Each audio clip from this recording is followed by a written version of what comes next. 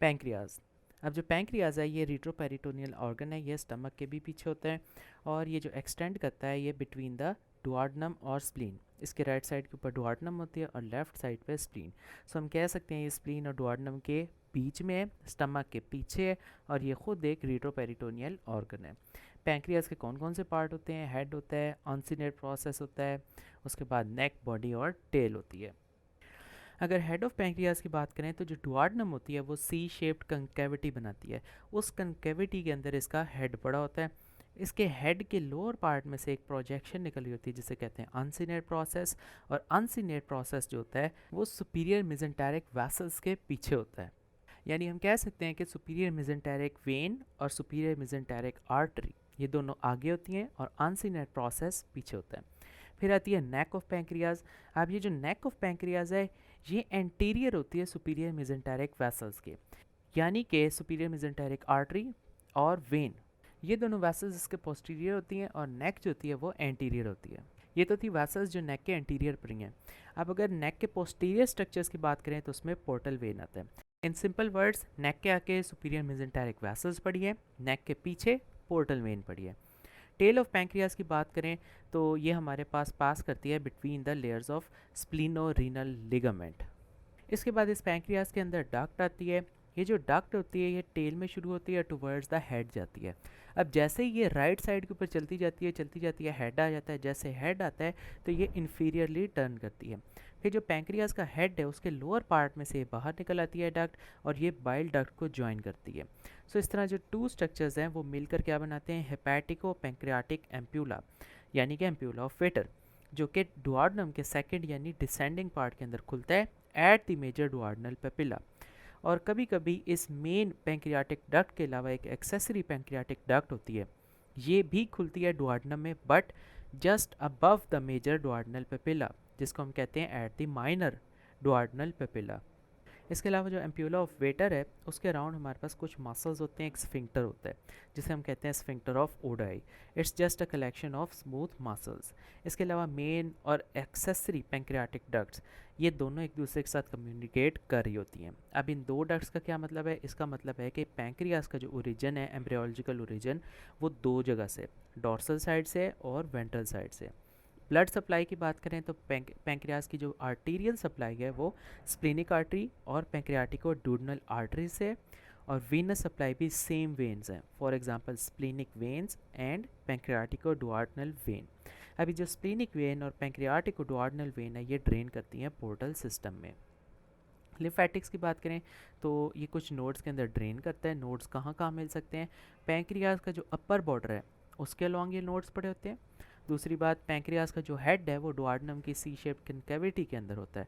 सो कुछ नोड्स जो होते हैं वो इस ग्रूव में होते हैं between the head and the duodenum, और कुछ नोड्स जो होते हैं वो सुपीरियर मिजेंटेरिक वेसल की रूट्स में होते हैं। सो इसकी लिम्फेटिक ड्रेनेज कहाँ होती है? At the nodes which are present at the upper border of pancreas, between the head and duodenum and at the root of superior mesenteric vessels। Pancreas के function की बात करें तो एंडोक्राइन है और एक्सोक्राइन है। एंडोक्राइन में इंसुलिन प्रोड्यूस करता है बीटा सेल से और अल्फा सेल से ग्लूकागॉन। इंसुलिन सही तरह ये प्रोड्यूस ना करे तो डायबिटीज़ मेलिटस हो सकता है। एक्सोक्राइन की बात करें तो इसमें से बहुत सारे डाइजेस्टिव एंजाइम निकलते हैं, एमाइलेज और ट्रिप्सिन वगैरह।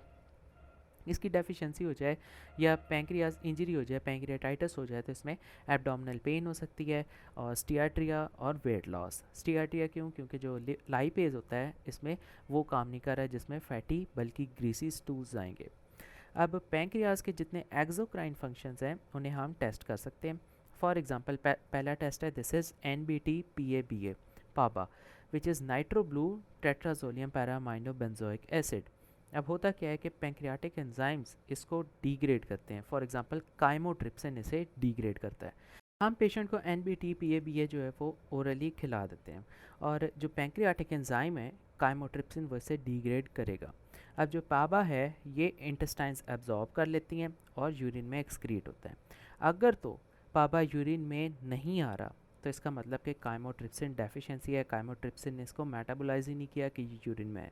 बिल्कुल इसी तरह इलास्टेज हम स्टूल में मैयर कर सकते हैं और अगर इलास्टेज स्टूल के अंदर नहीं है तो इसका मतलब कि पैंक्रियाज ने प्रोड्यूस ही नहीं किया, एक्सोक्राइन इनसफिशेंसी है। अगर सिंपल वर्ड्स में समराइज़ करें तो ये है कि अगर तो यूरिन में पाबा नहीं है और स्टूल में लास्ट स्टेज नहीं है तो इसका मतलब कि पैंक्रियाटिक फंक्शंस जो हैं वो ठीक नहीं है। इसके अलावा कुछ इमेजिंग मोडेलिटीज़ कर सकते हैं, अल्ट्रासाउंड कर सकते हैं, लेकिन ये कोई इतना अच्छा टूल नहीं है। अब क्यों नहीं अच्छा टूल? पहली बात, पैंक्रियाज जो है वो रिट्रो पेरिटोनियल ऑर्गन है, बहुत पीछे एंड पे करके पड़ा है। दूसरी बात, इसके आगे स्टमक है, डुआर्डनम वगैरह है, सो उनके अंदर एयर होती है, जिसकी वजह से अल्ट्रासाउंड जो है वो कुछ इतने अच्छे डायग्नोसिस नहीं देता। सो जितने भी सारी हमारी फाइंडिंग्स होती हैं वो ऑब्सक्योर हो जाती हैं बावल लूप की वजह से।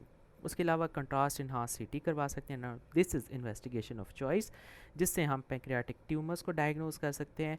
और इसके अलावा इसको यूज़ कर सकते हैं ट्यूमर का साइज़ मेजर करने के लिए, कोई लिम्फ नोड्स है तो उनका स्टेटस चेक करने के लिए सीटी स्कैन करा सकते हैं, या कोई वास्कुलर इन्वॉल्वमेंट है, for example superior mesenteric vessels अगर किसी ट्यूमर में इन्वॉल्व हुई हैं तो उसको देखने के लिए हम सीटी करवा सकते हैं। इस तरह जितने मैट्स होते हैं उनको देखने के लिए भी सीटी हम करवा सकते हैं, और सीटी करवा कर फिर हम सर्जिकल मैनेजमेंट जो है वो प्लान करते हैं कि कितनी एक डाइसेक्शन करनी है कि नहीं।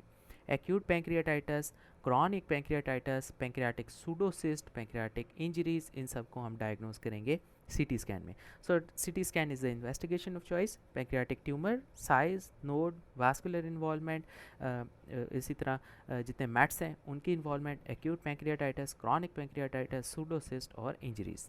इसके अलावा ईआरसीपी कर सकते हैं, एंडोस्कोपिक अल्ट्रासाउंड कर सकते हैं। इसमें क्या होता है कि अल्ट्रासाउंड प्रोब अटैच कर देते हैं एंडोस्कोप के आगे, फिर हम इसे मुंह के अंदर ले जाते हैं, ईसोफेगस से होते होते डुआर्डनम में जाते हैं, डुआर्डनम में जाकर फिर वहाँ पर एम्प्यूल ऑफ वेटर है, फिर वहाँ से चेक करते हैं कि ट्यूमर्स पैंक्रियाज के विजिबल हैं कि नहीं।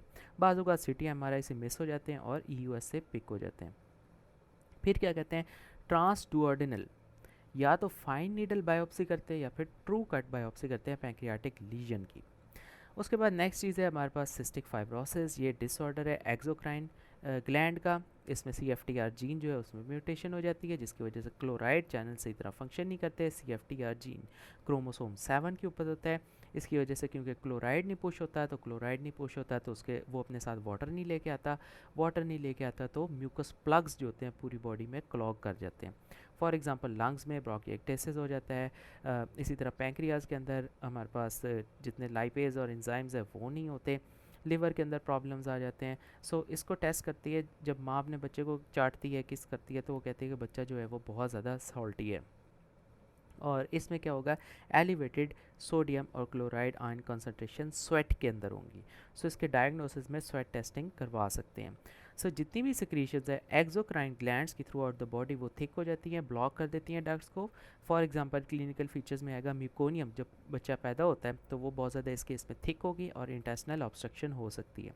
उसके अलावा लंग्स में तो ब्रोंकिएक्टेसिस हो जाएगी।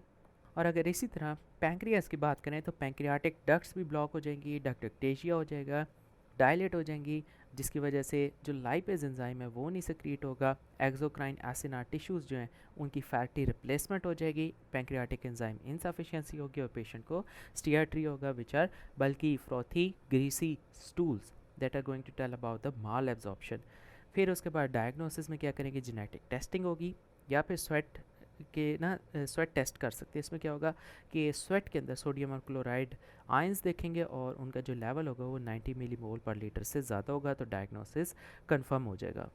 अब ट्रीटमेंट क्या है, वेल एक तो जीन थेरेपी है वो हो नहीं सकती क्योंकि ये जेनेटिक डिसऑर्डर है क्रोमोसोम 7 की वजह से, तो फिर हम इसकी सिम्टोमेटिक ट्रीटमेंट ही करते हैं। फॉर एग्जांपल पेशेंट को ओरल पैंक्रियाटिक एंजाइम्स के ऊपर लगा देते हैं, ब्रोंकिएक्टेसिस के लिए चेस्ट फिजियोथेरेपी वगैरह करेंगे, ऑक्सीजन प्रोवाइड करेंगे और लो फैट डाइट रखेंगे क्योंकि फ़ैट पहले नहीं एब्जॉर्ब हो रहा, स्टीयर्ट्री है, तो लो फैट डाइट रखेंगे लेकिन हाई सॉल्ट रखेंगे। सॉल्ट पेशेंट को बहुत ज़्यादा खिलाएंगे, क्यों, क्योंकि उसके अंदर ऑलरेडी सॉल्ट के चैनल्स के अंदर प्रॉब्लम है। So low fat high salt. Next is the acute pancreatitis.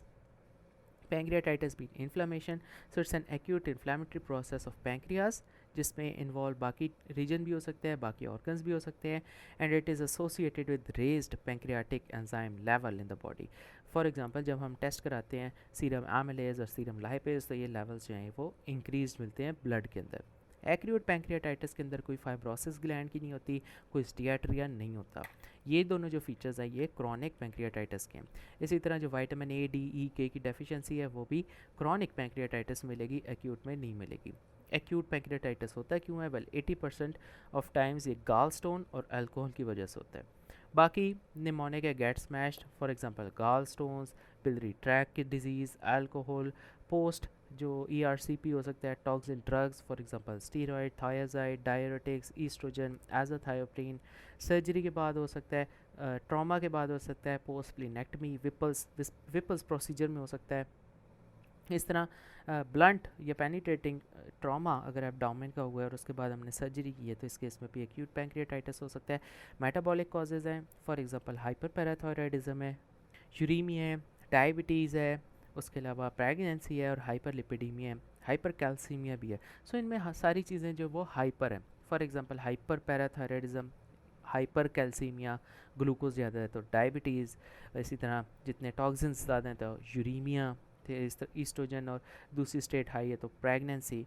इस तरह मम्स के साथ भी पैंक्रियाटाइटिस की एसोसिएशन है, ऑटो इम्यून भी है, स्कॉर्पियन बाइट, स्नेक बाइट के साथ एक्यूट पैंक्रियाटाइटिस हो सकता है, हाइपोथर्मिया। इसके बाद पैंक्रियाटिक डिवीज़न, ये एम्ब्रियोलॉजिकल डिफेक्ट है, इसमें भी एक्यूट पैंक्रियाटाइटिस हो सकता है, और duodenal ulceration.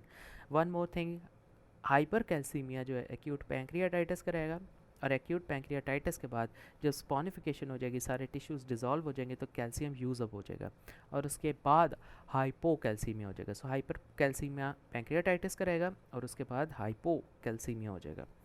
So clinical features की बात करें तो सवियर पेन होगी अपर एब्डोमेन में, जब आगे की तरफ झुकेंगे तो पेन रिलीव हो जाएगी, और इसके अलावा रेचिंग, नोजिया, हिकअप्स वगैरह हो सकते हैं। ग्रे टर्नर और कलन साइन भी मिल सकते हैं। अब कलन साइन क्या है? अम्बलाइकस के अराउंड ब्लीडिंग की वजह से ब्लूइश डिस्कलरेशन हो जाए, और अगर फ्लैंक्स में हो जाए तो उसे हम कहेंगे ग्रे टर्नर साइन। इसके अलावा प्लूरल एफ्यूजन हो सकती है और एब्डोमिनल डिस्टेंशन और आइलेस हो सकते हैं। इन्वेस्टिगेशन, एक्यूट पैंक्रियाटाइटिस कराएं तो सीरम एमिलेज और लाइपेज देखेंगे। इसके जो लेवल है ये अगर एमिलेज की बात करें तो इसके लेवल्स इमीडिएटली इंक्रीज़ करते हैं और 3 से 5 दिन के लिए एलिवेटेड रहते हैं। एमएलएस जो है वो नॉन स्पेसिफिक है, डुआर्नल अल्सर, परफोरेशन, बाकी एब्डोमिनल कंडीशन में भी इंक्रीज़ हो जाता है, लेकिन अगर ये इसका लेवल 4 टाइम्स से ज़्यादा इंक्रीज़ हो जाए तो इसका मतलब दैट्स बिकॉज ऑफ पैंक्रियाटाइटिस। उसके अलावा सीरम लाइपेज देखेंगे, इसके लेवल भी एलिवेट हो जाएंगे और ये लॉन्गर टाइम के लिए एलिवेटेड रहेंगे। Now lipase is more specific than amylase, क्योंकि एमएलएस बहुत सारी कंडीशन में इंक्रीज़ होता है, सो लाइपेज जो है ये ज़्यादा स्पेसिफिक है। नॉर्मल एमिलेज लेवल का ये मतलब बिल्कुल नहीं है कि पैंक्रियाटाइटिस नहीं है। अगर किसी पेशेंट को पैंक्रियाटाइटिस है और उसका एमिलेज नॉर्मल आ गया तो फिर भी हम एक्सक्लूड नहीं कर सकते, फिर हम लाइपेज करवाएंगे। इसके अलावा अल्ट्रासाउंड एब्डोमेन करा सकते हैं, जैसे कि पहले बताया, ये बड़ा ही कोई फजूल चॉइस है, अच्छी चॉइस नहीं है, सेटिस्फैक्ट्री इन्फॉर्मेशन नहीं देता, और इसको जो है वो 24 घंटे के अंदर अंदर करवाना पड़ता है ताकि हम गाल स्टोन्स देखें या फिर CBD के अंदर कोई स्टोन है तो उसको देखें। वेल अल्ट्रासाउंड एब्डोमेन सिर्फ इसका रोल इतना ही है कि हम एक्सक्लूड करेंगे अपने डिफरेंशियल्स में क्या आ सकता है कि स्टोन है गाल ब्लैडर में या स्टोन है CBD में, सो उनको रूल आउट करने के लिए अल्ट्रासाउंड। वैसे क्योंकि पैंक्रियाज जो है पोस्टीरियर ऑर्गन है, इसके आगे बावल है, सो अल्ट्रासाउंड में इसकी कोई ज़्यादा इंफॉर्मेशन नहीं नज़र आती। CT scan, this is gold standard investigation for diagnosis of pancreatitis, और इसको हम रूटीनली यूज़ नहीं करते। डायग्नोसिस जब अनसर्टन हो, जब समझ ना आ रही हो, या फिर जब हमने डिस्टिंग्विश करना हो कि ये सिंपल पैंक्रियाटाइटिस है या नेक्रोटाइजिंग पैंक्रियाटाइटिस है, तब हम CT कराते हैं। या पेशेंट की हालत बहुत ज़्यादा ख़राब होती जा रही हो तब CT कराते हैं। या कोई लोकल कॉम्प्लिकेशन हम सस्पेक्ट कर रहे हो कि एब्सेस हो रहा है, मे बी नेक्रोसिस है, मे बी सूडोसिस्ट है, तो इस केस में इनको देखने के लिए CT कराते हैं। ये रूटीनली नहीं कराते। Next is laparotomy. लेप्रोटमी कहते हैं पेट खोल देना।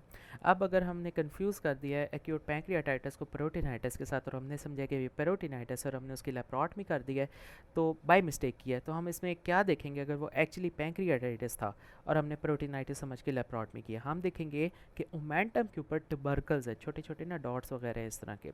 ये पैंक्रियाटाइटिस की वजह से अब हुआ क्या है कि पैंक्रियाज इरिटेट हुआ है, उसके जितने एंजाइम्स है वो लीक आउट कर गए, जिसमें से एक एंजाइम लाइपेज वगैरह था।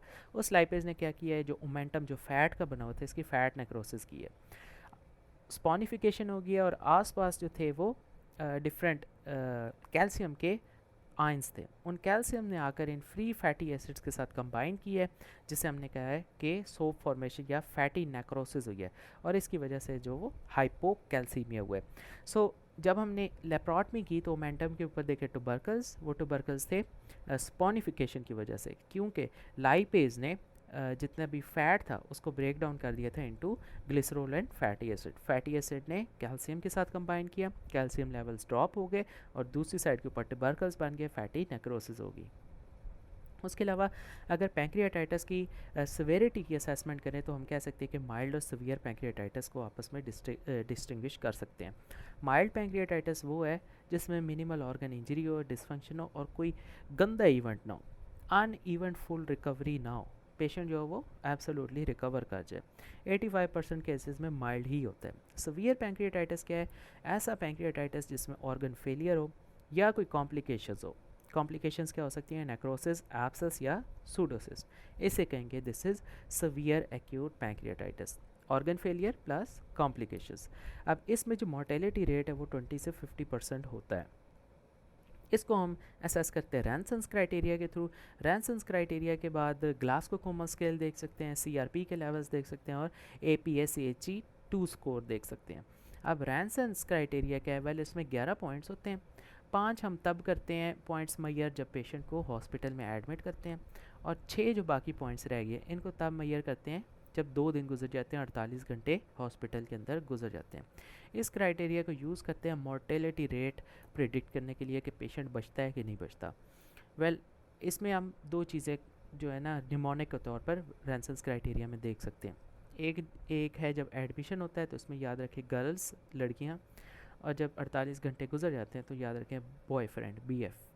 तो जब एडमिशन होता है तो हम देखते हैं WA गर्ल, GAL गर्ल, वाह गर्ल, ठीक है, WA वाह, GAL गर्ल, ये एडमिशन के टाइम देखेंगे। और जब 48 घंटे गुजर जाएंगे तो फिर क्या देखेंगे? आउच, BF, OUCH आउच, और BF बॉयफ्रेंड।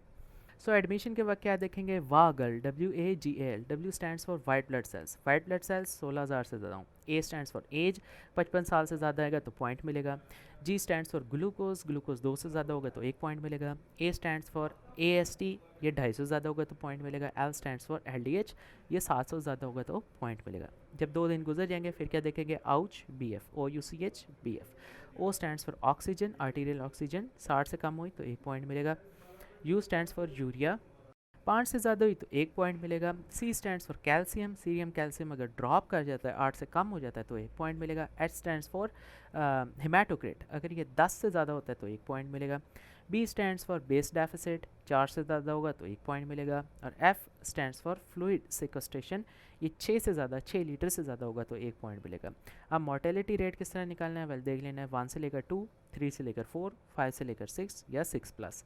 अगर 1 से 2 है तो इसका मतलब सारे बच जाएंगे, 0% मोर्टेलिटी है। 3, 4 है तो इसका मतलब 15 जो हैं वो हर 100 में से 15 बंदे मर जाएंगे। 5, 6 का मतलब है 50-50, आधे मर जा सकते हैं, आधे जो हैं वो बच सकते हैं। और अगर 6+ है तो इसका मतलब मोर्टेलिटी रेट 70 से 90 है। इसी तरह APS-CHE स्कोर अगर 8 से ज़्यादा है तो बंदा फुड़क जाएगा। ग्लासगो कोमा स्केल 3 के अराउंड है तो फिर भी बंदा फुड़क जाएगा। और C रिएक्टिव प्रोटीन 150 के अराउंड है तो फिर इसका मतलब है कि ये वर्स इंडिकेटर है। सो बाकी स्कोर्स भी रैनसन्स क्राइटेरिया के साथ देख सकते हैं। अब कॉम्प्लिकेशंस क्या है? एक्यूट पैंक्रियाटाइटिस की कुछ लोकल कॉम्प्लिकेशंस हैं, कुछ सिस्टेमिक कॉम्प्लिकेशंस है। लोकल कॉम्प्लिकेशन में फ्लूइड अक्यूमुलेट होगा, जो फ्लूइड होगा ये पैंक्रियास के अराउंड होगा। अब इस फ्लूइड की एक और बात मज़े की ये है कि इसके अराउंड कोई एपिथेलियल वॉल नहीं होगी। It lacks a wall of granulation और फाइब्रोसिस टिश्यू, कोई वॉल नहीं होगी। और 50% केसेस में ये रिजॉल्व कर जाएगा। और अदर 50% केसेस में क्या होगा? ये चेंज हो जाएगा पैंक्रियाटिक एब्सेस के अंदर या सूडोसिस्ट के अंदर। सूडोसिस्ट का यही मतलब है कि इसके अराउंड कोई एपिथेलियल वॉल नहीं है।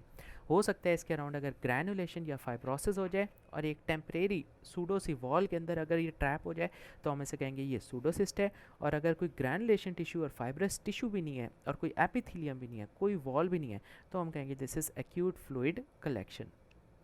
उसके बाद है स्टीराइल पैंक्रियाटिक नेक्रोसिस। अब ये क्या है? This is a focal diffuse area जो कि हमारे पास नॉन वायबल पैंक्रियाटिक पैरेन्काइमा का है, यानी फोकल एक साइड के ऊपर, डिफ्यूज्ड पूरा पैंक्रियाज का जितना पैरेन्काइमा है उसकी नेक्रोसिस होगी एंड दैट इज़ स्टीराइल। अब टिपिकली ये हमारे पास 30% से ज़्यादा ग्लैंड को ऑक्यूपाई करता है और नॉन एनासिटी के ऊपर ये हमें ब्लैक कलर का नज़र आएगा। इसके अलावा एक्यूट सूडोसिस्ट है। अब ये क्या है? वेल इसमें पैंक्रियाटिक जूस की कलेक्शन होती है और इसके अराउंड जो वॉल होती है this is made up of fibrous और ग्रैनुलेशन टिश्यू। यही हमने डिफरेंस जो है वो नोट किया है कि एक्यूट फ्लूइड कलेक्शन में कोई वॉल नहीं होती, ना एपिथेलियल टिश्यू, ना फाइब्रस टिश्यू, ना ग्रैनुलेशन टिश्यू। लेकिन जो सूडोसिस्ट होती है इसके अराउंड फाइब्रस या ग्रैनुलेशन टिश्यू की वॉल होगी, लेकिन एपिथेलियल वॉल नहीं होगी। That's why it's called pseudocyst. और इसके अंदर होगा क्या, पैंक्रियाटिक जूस होगा।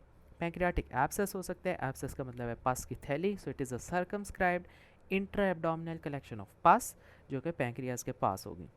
इसमें होगा क्या, नेक्रोटिक मटेरियल होगा जो कि पैंक्रियाटाइटिस की वजह से बना है। इसके अलावा पैंक्रियाज की क्या कॉम्प्लिकेशंस हो सकती हैं, एसाइटिस हो सकती है, फ्यूजन हो सकती है, वेन की थ्रोम्बोसिस हो सकती है, स्प्लीनिक वेल या पोर्टल वेल।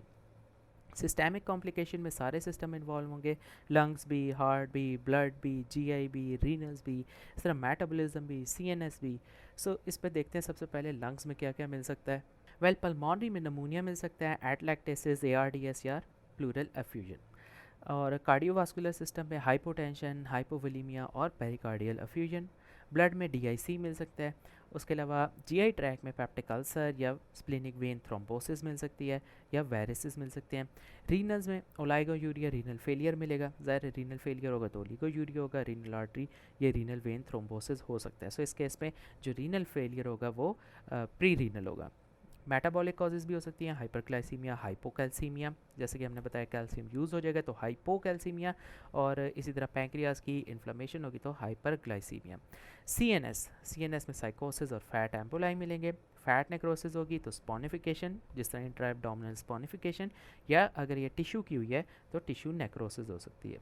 मैनेज किस तरह करेंगे, अगर तो माइल्ड पैंक्रियाटाइटिस है तो कंजर्वेटिवली अप्रोच करेंगे, आईवी फ्लूइड देंगे, वाइटल्स जो है उन्हें मॉनिटर करेंगे, एनाल्जेसिया, एंटीमेटिक्स वगैरह देंगे अगर बार बार नौशिया वॉमिटिंग हो रहा है। एंटीबायोटिक्स की कोई ज़रूरत नहीं है, रिकवरी जो है वो 72 आवर्स के अंदर हो जाएगी। अगर तो सवियर एक्यूट पैंक्रियाटाइटिस है यानी ऑर्गन फेलियर है along with complications like necrosis, abscess और सूडोसिस, तो इस केस में एडमिट करेंगे, फ्लूइड इलेक्ट्रोलाइट देंगे, ऑक्सीजन लगाएंगे, एनाल्जेसिया करेंगे, वाइटल्स मॉनिटर करेंगे, एबीजीज वगैरह निकालेंगे, एनजी पास करेंगे, बायोकेमिकल टेस्ट सारे बेस लाइन्स जो हैं वो करेंगे, एलएफटी, आरएफटी, कैल्शियम, शुगर, ये सारे एलडीएच। एंटीबायोटिक्स इस केस में देंगे। सीटी कराएंगे जब पेशेंट की हालत जो है वो बहुत ज़्यादा ख़राब हो रही है और हम सेप्सिस को सस्पेक्ट कर रहे हो। इसके अलावा अगर हमें लगे कि पेशेंट की हालत जो है वो ख़राब हो रही है, गाल स्टोन्स की वजह से उसको पैंक्रियाटाइटिस हुआ है, तो इस केस में ईआरसीपी कराएंगे, या फिर कोलेंजाइटिस के साइन है तो फिर भी हम ईआरसीपी करवाएंगे।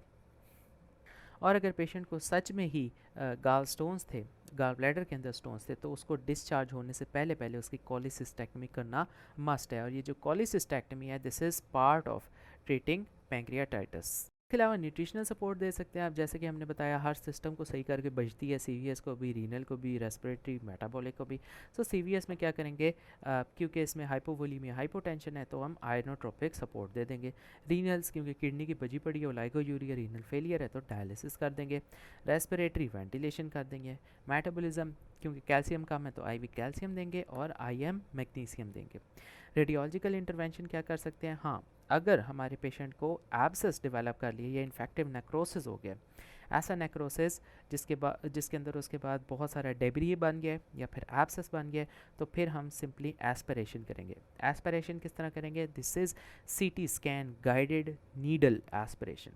हम करेंगे क्या कि नीडल को अंदर घुसाड़ देंगे सीटी स्कैन की गाइडेंस में, और जो मटेरियल है सारा उसको एस्पायर कर देंगे। फिर सैंपल को कल्चर के लिए भेज देंगे, सेंसिटिविटी वगैरह देख लेंगे, और ड्रेन भी डाल सकते हैं फॉर कंटिन्यूस ड्रेनेज, जितना नेक्रोसिस और गंद है ये सारा निकले। ये तो थी रेडियोलॉजिकल इंटरवेंशन यानी सीटी गाइडेड एस्पिरेशन। किस में की है, इन्फेक्टिव नेक्रोसिस और एब्सेस में। इसके अलावा सर्जरी भी कर सकते हैं। अगर सेप्सिस बहुत ज़्यादा ख़राब हो रहा है, पेशेंट की हालत ख़राब हो रही है और हमने देखा है कि नेक्रोसिस हुई है, तो इस केस में सर्जरी करेंगे। और सर्जरी में कौन सी अप्रोच करेंगे, this is going to be necrosectomy, यानी जितनी नेक्रोसिस हुई है उसको सेक्टमी, काट के फेंक देना है। डिब्राइवमेंट ऑफ नेक्रोटिक पैंक्रियाज। अब नेक्रोसेक्टमी एक बड़ा चैलेंजिंग ऑपरेशन है, इसको जो है स्किल्ड सिर्फ पर्सन ही कर सकता है। एक दफ़ा हमने नेक्रोसेक्टमी पूरी कर ली तो फिर बाकी जितना थोड़ा मोड़ा नेक्रोटिक टिश्यू बच गया ना, वो हम ड्रेन के थ्रू जो है उसको डील कर सकते हैं। ड्रेन किस तरह डालेंगे, दो तरह के होते हैं, कॉन्टीन्यूस ड्रेनेज भी हो सकती है और क्लोयर और री लेप्रोटमी भी हो सकती है। अब ये कॉन्टीन्यूस क्लोज्ड ड्रेनेज क्या है, इसमें 2 ड्रेन डाल देंगे, एक इरीगेट करेगा, दूसरा ड्रेन करेगा। सो कंटिन्यूस इरीगेशन और ड्रेनिंग जो है ये चलती जाएगी और जितना भी रॉ अंदर नेक्रोसिस वाला गंद पड़ा है वो सारा फ्लश हो जाएगा। दूसरा है हमारे पास क्लोज एंड री लेप्रोटमी। इसमें क्या करेंगे, हमने नेक्रोसेक्टमी की, सर्जरी करके ओपन किया, वो गंद शंद सारा निकाला, फिर हमने क्या किया, एब्डोमेन को बंद कर दिया। फिर 2-3 दिनों के बाद दोबारा एब्डोमेन खोला, देखा और नेक्रोटिक मटेरियल है, फिर उसको निकाला, फिर हमने ये रिपीट किया, फिर एब्डोमेन बंद कर दिया, फिर खोला, फिर गंद निकाला, फिर एब्डोमेन बंद कर दिया। सो क्लोजर एंड री लेप्रोटमी बार बार हम करेंगे, उस वक्त तक करते जाएंगे जब तक वो सारा रॉ एरिया हम सही ना कर दें, उसके पीछे फ्रेश ग्रैनुलेशन टिश्यू ना आ जाए। अब पेशेंट जिनके अंदर पेरी पैंक्रियाटिक सेप्सिस है और वो इस कंडीशन में काफ़ी टाइम से हैं, यानी पैंक्रियाज की वजह से वो सेप्सिस में चले गए, उन्हें इंटेंसिव केयर यूनिट में रखना पड़ता है और न्यूट्रिशनल सपोर्ट देना मस्ट है। इन पेशेंट्स के अंदर हम क्लोज एंड री लेप्रोटमी करेंगे।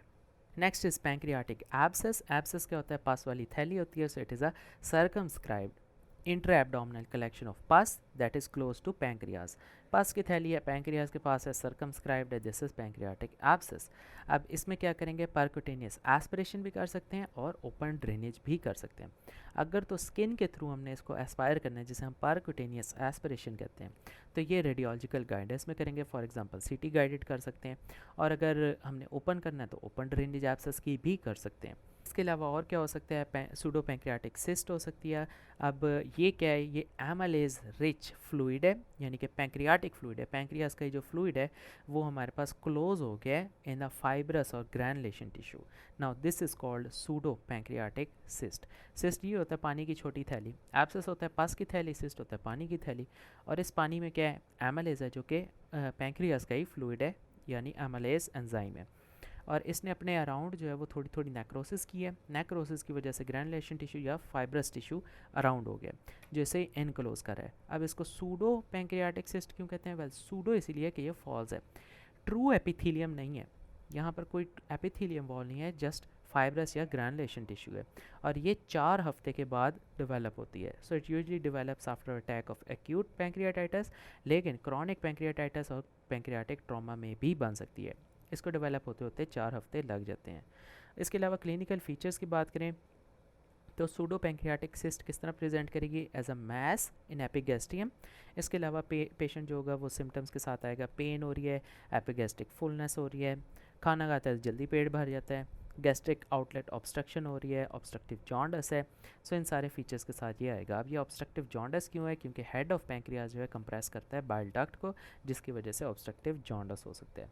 डायग्नोसिस किस तरह करेंगे, अल्ट्रासोनोग्राफी और सीटी स्कैन पे कर सकते हैं। अब वेरी इंपॉर्टेंट, जब हम पैंक्रियाज के अंदर कोई सिस्ट देखते हैं ना, तो हमारे दिमाग में 2 चीज़ें आनी चाहिए, या तो ये सूडो सिस्ट हो सकती है जो कि सिंपली एक सिस्ट ही है, या फिर ये कैंसर हो सकता है which is just cystic neoplasm of pancreas. तो ऐसे सिचुएशन में हम क्या करते हैं कि एंडोस्कोपिक अल्ट्रासाउंड की गाइडेंस में इस सिस्ट को एस्पायर कर लेते हैं, इसका फ्लूइड सारा निकाल लेते हैं, फिर इसकी एग्जामिनेशन करते हैं, CEA और एमालेज लेवल्स देखते हैं। अगर तो इस फ्लूइड में एमालेज ज़्यादा है तो इसका मतलब ये सूडोसिस्ट है, और अगर इसमें CEA लेवल ज़्यादा है, 400 से ज़्यादा हो, 400 मिलीग्राम, तो इसका मतलब कि ये नियोप्लाज्म है which is cystic neoplasm of pancreas. Majority of cases में सूडोसिस्ट जो होती है कम्युनिकेट कर रही होती है पैंक्रियाटिक डक्ट के साथ, और ये ERCP और MRCP में हम देख सकते हैं। अब अगर कॉम्प्लिकेशंस की बात करें सूडो पैंक्रियाटिक सिस्ट की क्या कॉम्प्लिकेशंस है, वेल इसकी वजह से इन्फेक्शन हो सकती हैं।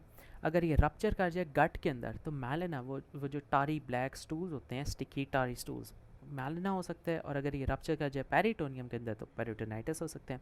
इस तरह ये प्रेशर डाल सकती है CVT में, जिसकी वजह से जॉन्डस हो सकता है, या ये प्रेशर डाले डुओडेनम में, जिसकी वजह से आउटलेट ऑब्स्ट्रक्शन हो। सो सिंपल वर्ड्स में इन्फेक्शन है, 2 रप्चर के सिम्टम्स है, 2 प्रेशर सिम्टम्स है। रप्चर के सिम्टम्स में रप्चर होगी गट में तो मैलिना, रप्चर होगी पेरिटोनियम में तो पेरिटोनाइटिस, प्रेशर डालेगी CBD में तो जॉन्डस, प्रेशर डालेगी डुओडेनम में तो आउटलेट ऑब्स्ट्रक्शन। मैनेजमेंट, इस सिस्ट को किस तरह मैनेज करना है, वेल ये स्पॉन्टेनियसली रिजॉल्व हो जाती है। हाँ, अगर सिस्ट रिजॉल्व नहीं हो रही और इसका साइज़ 6 सेंटीमीटर से ज़्यादा है, थिक वॉल्ड है, और 12 हफ्तों से ज़्यादा परसिस्ट कर रही है, तो फिर इसे उम्मीद ना लगाएं कि ये रिजॉल्व होगी, फिर कोई ना कोई इंटरवेंशन करनी पड़नी है। तो उसमें क्या कर सकते हैं, सिस्ट को हम ड्रेन कर सकते हैं एंडोस्कोपिकली या सर्जिकली। अब एंडोस्कोपिकली किस तरह ड्रेन करेंगे, वेल हम इसमें स्टंट डालेंगे और इस स्टंट को सिस्ट और स्टमक के बीच में भी डाल सकते हैं और इस स्टंट को सिस्ट और डुओडेनम के बीच में भी डाल सकते हैं। तो अगर तो इस स्टंट को हम प्लेस कर दें between the cyst and stomach, इसको हम कहेंगे दिस इज सिस्टोगैस्ट्रोस्टमी। और अगर इस स्टंट को हम डाल दें बिटवीन सिस्ट एंड डुओडेनम तो इसको कहेंगे सिस्टोडिडोनोस्टमी। इस तरह जो होगा फ्लूइड सारा सिस्ट का वो ड्रेन होता जाएगा या स्टमक के अंदर या डुओडेनम के अंदर। इसके अलावा सर्जिकल ड्रेनेज भी कर सकते हैं, इसमें ओपन सर्जिकल ड्रेनेज करेंगे। अब ये किस फॉर्म में कर सकते हैं, ये या सिस्टोगैस्ट्रोस्टमी की फॉर्म में कर सकते हैं या फिर सिस्टोजिजिनोस्टमी की फॉर्म में कर सकते हैं। अब अगर सिस्टोगैस्ट्रोस्टमी की बात करें तो होता क्या है कि हम सबसे पहले पेशेंट को बाहर से इंसिजन देते हैं, skin, superficial fascia, deep fascia सारा काट कूट के आगे स्टमक तक पहुंच जाते हैं। आगे अब जी स्टमक की एंटीरियर वॉल, इसको भी काट के हम स्टमक के अंदर स्टमक के लूमेन में पहुंच गए। अब जब हमने स्टमक की इंटीरियर वॉल काटी है तो उसके एजेस को हम बैबॉक फोर्सेप्स से होल्ड करके रखेंगे ताकि एजेस स्लिप ना हो। अब हम पहुंच गए स्टमक के ल्यूमेन में। ल्यूमेन के बाद दूसरी साइड के ऊपर स्टमक की पोस्टीरियर वॉल जो है वो स्टार्ट हो जाती है, हम इसको भी चीर देंगे। सो हमने क्या किया है, स्टमक के ट्रांसवर्सली कट थ्रू हो गए, एंटीरियर वॉल भी उड़ा दी और पोस्टीरियर वॉल भी उड़ा दी। अब जब हम पोस्टीरियर वॉल काटते हैं तो उसके पीछे पैंक्रियाज पड़ा होता है जिसके ऊपर सूडोसिस्ट पड़ी होती है। सो जैसे ही हम पोस्टीरियर वॉल काटते हैं तो हमें पीछे सूडोसिस्ट नज़र आ रही होती है। फिर हम क्या करते हैं, इस सूडोसिस्ट की एनास्टोमोसिस क्रिएट कर देते हैं पोस्टीरियर स्टमक वॉल के साथ। So there is anastomosis of the pseudocyst with the posterior wall of the stomach, और ये वही वॉल है जिसको हमने चीरा हुआ है। इस तरह हम कह सकते हैं कि सिस्ट की एंटीरियर वॉल स्टमक की पोस्टीरियर वॉल के साथ जुड़ गई है। फिर क्या करते हैं, जो स्टमक की हमने एंटीरियर वॉल काटी थी ना, उसको वापस जोड़ देते हैं, बंद कर देते हैं। अब हमने सिंपली क्या किया है कि सूडोसिस्ट की एंटीरियर वॉल की एक कम्युनिकेशन इस्टेब्लिश कर दी है स्टमक की पोस्टीरियर वॉल के साथ, और इस तरह जो सिस्ट है ये खुद ब खुद स्टमक के अंदर जो है ड्रेन करती जाएगी और सिस्ट का फ्लूइड जो है वो ख़त्म हो जाएगा। Next is chronic pancreatitis. Chronic pancreatitis it is a continuous inflammation disease of the pancreas जिसकी वजह से इरिवर्सिबल मॉर्फोलॉजिकल चेंजेस आती हैं। फॉर एग्जांपल फाइब्रोसिस होगी, इसमें स्टियाट्रिया होगा, विटामिन ए, डी, ई, के की डेफिशिएंसी होगी, टिपिकल पेन होगी अपर एपिगैस्ट्रियम में, उसके अलावा loss of function of pancreas होगा। कॉजेज अल्कोहल, इडियोपैथिक, सबसे ज़्यादा कॉमन अल्कोहल है। पैंक्रियाटिक डक्ट की ऑब्स्ट्रक्शन हो गई है, कोई स्टोन आ गया है, स्ट्रक्चर आ गया, इसमें भी क्रॉनिक पैंक्रियाटाइटिस होगा। कोई कंजेनिटल एनॉमली है, फॉर एग्जांपल पैंक्रियाटिक डिवीजन है, एन्यूलर पैंक्रियाज है, सिस्टिक फाइब्रोसिस वेरी इंपॉर्टेंट, इसकी वजह से क्रॉनिक पैंक्रियाटाइटिस होगा। Infertile, mall nutrition, hereditary pancreatitis that's because of chromosome 7, या फिर इडियोपैथिक क्रॉनिक पैंक्रियाटाइटिस हो सकता है, ऑटो इम्यून डिजीज़ हो सकती है जिसमें IG4 एंटीबॉडीज़ एलिवेट हो। अब क्लिनिकल फीचर्स की बात करें तो क्रॉनिक पैंक्रियाटाइटिस में पहली बात पेन होगी, एपिगैस्ट्रियम में हो सकती है, हाइपोगैस्ट्रियम में हो सकती है, ये रेडिएट करती है towards the back. Nausea, vomiting होगी, एनाल्जेसिया अब्यूज़ कॉमन है। उसके अलावा माल एब्जॉर्प्शन सिंड्रोम होगा, ग्रीसी फैटी बल्कि स्टूल्स होंगे, ये एक्यूट में नहीं होता, ये सिर्फ क्रॉनिक में होता है। इसके अलावा क्योंकि माल एब्जॉर्प्शन है तो पेशेंट को वेट लॉस होगा, स्टियाट्रिया होगा, बोन डिजीज़ होंगी, अनीमिया होगा, विटामिन ए, डी, के की डेफिशिएंसी होगी, और B12 की भी डेफिशिएंसी है जिसकी वजह से एनीमिया हो सकता है। Investigations well pancreatic function test करवा सकते हैं, एक्सरे एब्डोमेन करा सकते हैं, देख सकते हैं कि कैल्सिफिकेशंस और स्टोन फॉर्मेशन कहाँ पर है। CT और MRCP कराएंगे ताकि हम आउटलाइन करें ग्लैंड कहाँ पर है, एरिया ऑफ डैमेज कितनी है। ERCP कराएंगे जब हमें स्टोन्स का जो होगा ख़तरा होगा कि इसको पेशेंट को जो है गाल ब्लैडर स्टोन्स है या CBD के अंदर स्टोन्स हैं। और एनाटमी पैंक्रियाटिक डक्ट की देखने के लिए हम ERCP करा सकते हैं, उसके अंदर कोई ऑब्स्ट्रक्शन होगी तो वो हमें नज़र आ जाएगी।